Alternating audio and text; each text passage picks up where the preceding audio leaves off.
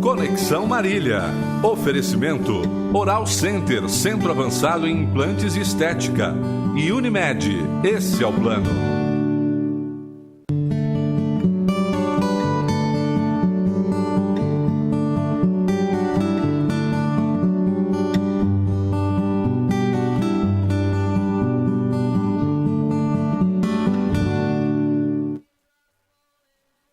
Muito boa noite, estamos começando mais uma edição do programa Conexão aqui pelo seu Canal 4 e é sempre muito bom contar com a sua audiência, a sua participação. Conexão sempre em nome de Unimed Marília. Cuidar bem da sua saúde, este é o plano. Vitalícia Levíssima Água de Marília. Também conosco a Oral Center, odontologia especializada do meu amigo Dr. Wilson Kleinschmidt. Lá para reforço de fundações, São Vicente 235, fone 33040334. A LAP é o fim das trincas e rachaduras aí, com um know-how de mais de 15 anos. Se o problema na sua casa é trinca e rachadura, fale com o pessoal da Lapa Reforço de Fundações. Também conosco a companhia mais que agradável da Unimar, a Universidade de Marília, vestibular 2018 com as inscrições abertas. O programa Conexão chega para falar hoje sobre saúde mental nas empresas. Esse é o tema que nós vamos conversar e abordar aqui hoje. E claro, quando a gente fala nas empresas, diretamente a gente está falando de você aí, meu amigo trabalhador, né? Como é que anda a sua saúde mental e o que as empresas têm feito nesse sentido.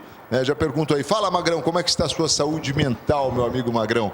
O programa Conexão vai abordar esse assunto com a psicóloga clínica e coaching Marilisa de Oliveira Carmo, parceira do nosso programa, que me abandonou. A gente estava até falando aqui, questão de tempo, quantos anos já faz que a Marilisa não aparece por aqui, mas é brincadeira, não fez nenhum ano. Marilisa, muito boa noite, obrigado pela tua presença, uma honra te receber aqui novamente depois de tanto tempo. Obrigada a você, eu que agradeço novamente pelo convite, boa noite para você, boa noite a todos que nos assistem e o prazer é meu de estar de volta aqui. Obrigada. Legal, estou muito feliz que você tenha aceitado. Bom, vamos falar então primeiro, né? A gente vai falar de saúde mental nas empresas, mas como é que a gente define o que é saúde mental? Porque a gente fala muito na saúde física, né? Sim, esse, principalmente hoje em dia, é um tema muito falado, né? Saúde física, se alimenta bem, cuidar do corpo, mas aí eu venho com esse tema, né? De cuidar da nossa mente. Então, existem várias definições, né? Eu vou falar um pouquinho da Organização Mundial da Saúde, mas a gente vai falar um pouco mais sobre também o conceito, né? Mas a saúde mental, ela é o bem-estar mental, né? Como é que a gente cuida desse bem-estar mental?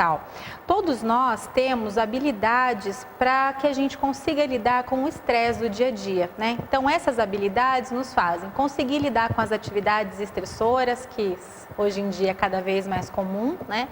E conseguir manter esse equilíbrio entre o que a gente está sentindo, o que a gente está pensando, a pressão que vem, né, das nossas atividades cotidianas. E além de tudo isso, né, conseguir ser produtivo, conseguir dar conta de tudo, de toda a nossa demanda do dia a dia. Então, na verdade, ela é um equilíbrio, né? A capacidade que a gente tem de administrar a nossa vida com as nossas atividades e também os nossos sentimentos, as nossas angústias, né?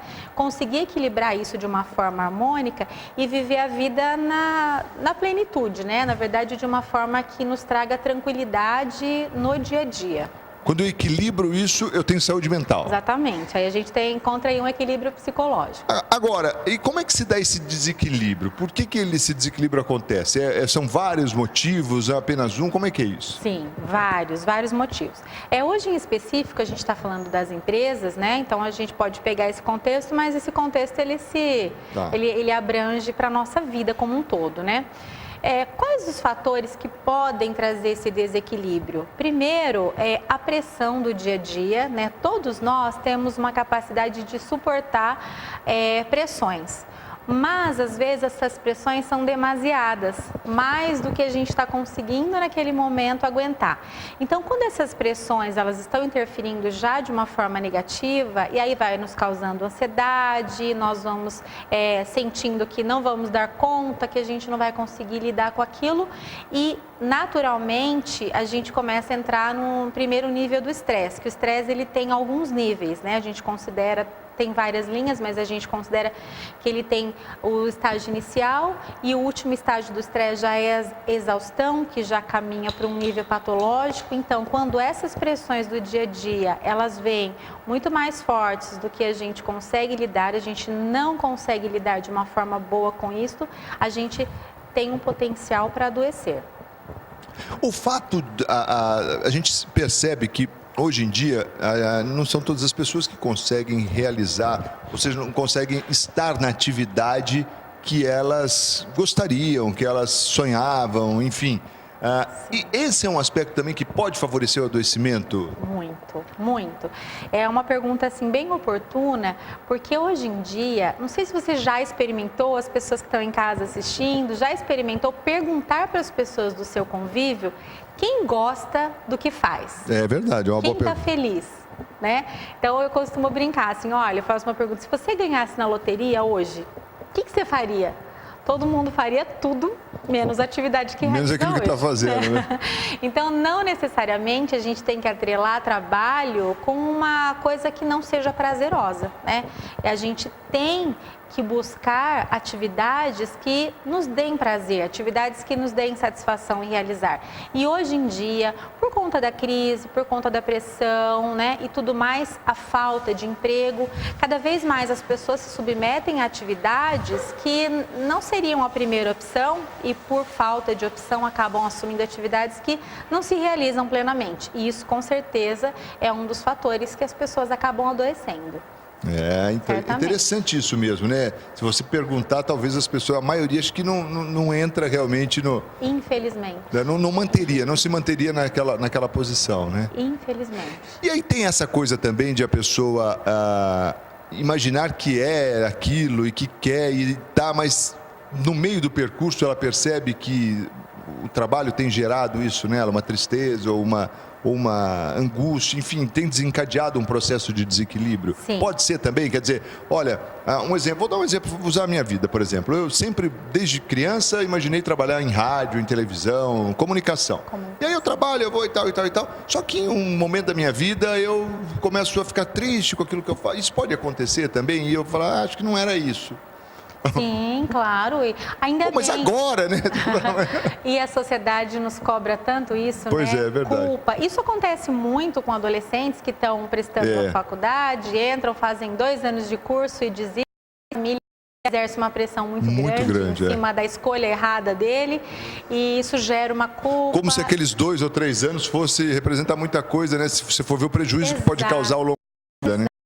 Exatamente. Então, com certeza isso pode acontecer e acontece. Eu recebo muito assim pacientes no consultório que dizem assim: eu tinha uma expectativa muito grande em trabalhar naquela função e em desenvolver aquela atividade, mas frente às pessoas que conviviam comigo, meus gestores, meus pares, né? O ambiente era tão estressor, o relacionamento com as pessoas era tão difícil que hoje eu não sei mais se é a atividade que não me dá prazer ou se é o convívio com as pessoas que está me adoecendo. E aí as pessoas chegam na clínica com ansiedade, transtorno de ansiedade, que é algo que já está causando um sofrimento, né, que a gente chama clinicamente significativo. E aí é uma ansiedade além da ansiedade natural que todos nós temos. E aí pode ter uma depressão e aí vai caminhando. É um estresse, o estresse caminha para a depressão, uma síndrome do pânico. Isso é muito comum nas empresas, muito. Aliás, até dentro disso que você está respondendo, eu quero mencionar assim, que você disse que muitas vezes a pessoa não sabe se é o convívio, né, ou se é realmente o ato de desenvolver aquela atividade.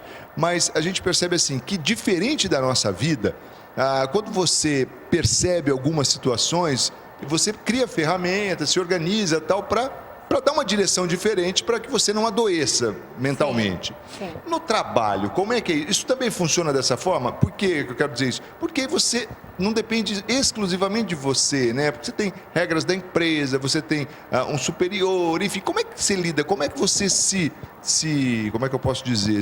Não se arma, né? Mas se prepara, né? Para não adoecer. Exatamente. Olha, eu preparei aqui algumas dicas, vamos dizer assim, algumas questões para a gente pensar, né? Legal. Em primeiro lugar, quando qualquer pessoa fala de como vem essa questão, como é que eu vou me preparar para, quer seja no ambiente de trabalho, na vida, na família, como eu vou me preparar para as relações, para ter uma mente saudável, para estar bem, como eu acho que foi essa a sua pergunta, eu acho, Marcos, que a primeira pergunta que tem que ser feita é assim: você se conhece? Acho que é o ponto-chave, né? Você precisa sabe ter um autoconhecimento. Como é que você funciona? Como é seu funcionamento? Né? Quem você é? Né? O que você sabe além do que os outros te falam? Né? Porque essa é profunda, hein? Essa é profunda. Porque, principalmente nas empresas, eu deveria ter feedback dos gestores, né? Aí, gestores, fica essa dica. Mas, muitas vezes, o feedback que eu recebo do meu gestor não é uma verdade extrema sobre mim. É a verdade dele sobre a percepção que ele tem sobre mim. Sim. Né? A meu respeito. Agora, quando eu passo por um processo onde eu conheço, eu identifico as minhas habilidades, eu identifico as minhas competências e, principalmente, eu entendo por que é que eu ajo de determinada forma, eu tenho uma probabilidade muito grande, mas muito grande, de não adoecer. Porque eu começo a fazer escolhas baseado nas minhas vontades. Né? No que vai ser bom para mim, não no que o outro diz que é bom, não no que o outro diz que eu sou e eu tomo a verdade dele para mim. Então, eu falo assim que o autoconhecimento, ele é pozinho de ouro, sabe? É algo que, assim, ele ajuda para tudo. Não só para você manter a sua saúde mental, mas para você manter as suas relações, para você escolher a sua profissão, para você escolher seu namorado, sua namorada, suas amizades, se relacionar em família. Quando a gente se conhece, a gente se culpa menos de muitas coisas que os outros nos responsabilizam. E que, na verdade, muitas vezes, como eu disse, são as verdades dos outros a meu respeito e não minha. Na verdade, a gente percebe assim que a informação, né? Nós precisamos ter essa informação. Tanto o autoconhecimento, mas eu acho que é importante também você ter esse feedback de como as pessoas te veem, né? Sim. Porque talvez aí dá para você fazer o equilíbrio de tudo, né? Exato. Eu vou dar um exemplo. Eu gosto bastante de trabalhar com exemplos. Claro, porque isso é eu excelente. percebi que você também é assim, porque a gente consegue visualizar, né, a informação, fica mais clara. Então, por exemplo, você na empresa tem um gestor que aprendeu desde muito pequenininho na vida dele que o erro é a pior coisa que pode acontecer na vida. Então, esse gestor teve uma educação em que ele foi punido quando ele errava, apanhava dos pais quando ele fazia qualquer coisa errada. Na escola, quando ele errava, ele era rotulado de burro, que não sabia, sofria bullying. Por exemplo, uma situação fictícia. E que não é nada incomum, não. Que não é nada improvável, né? Não, de jeito nenhum. E aí essa pessoa cresce, entra numa empresa, se destaca, porque ele entende que o erro é algo muito ruim, então ele tem um grande potencial para acertar muito, porque ele vai se empenhar para nunca errar. Ok, ele se destaca nas empresas, ele consegue uma promoção, e aí ele tem abaixo dele liderados. Ele tem, por exemplo, liderados que tiveram vivências de que o erro é positivo, que só errando você aprende. Que quando você erra, você tem a possibilidade de descobrir como é que você faz melhor, então. Pronto, aí tem um conflito gigantesco, que eu vou para o intervalo para você voltar falando sobre isso. Imagine, então, seu gestor tem a visão de que o erro é algo assim, quase imperdoável, né? É um negócio no limite. E já os seus comandados têm a percepção de que é se errando que se chega a uma coisa melhor, que aprende. Então a gente vai falar já sobre isso, sempre em nome de Unimed Marília, cuidar bem da sua saúde, esse é o plano. Vitalícia, levíssima água de Marília, exija, peça, diga eu quero Vitalícia, a única água adicionada de SES do estado de São Paulo. Oral Center, odontologia especializada, do meu amigo Dr. Wilson Klein Schmidt, também conosco a Lapa Reforço de Fundações, São Vicente 235, olha a Lapa, é o fim das trincas e rachaduras, a solução aí se sua casa sofre com trincas e rachaduras, fale com o pessoal da Lapa Reforço de Fundações. E também conosco a companhia sempre agradável da Unimar, a Universidade de Marília, que está com o vestibular 2018, melhor dizendo, né? 2018, com as inscrições abertas. É que ele acontece em 2017, mas ele já é, claro, relativo aí para o próximo ano. Rapidinho intervalo e a gente volta na sequência falando mais sobre saúde mental nas empresas. Até já.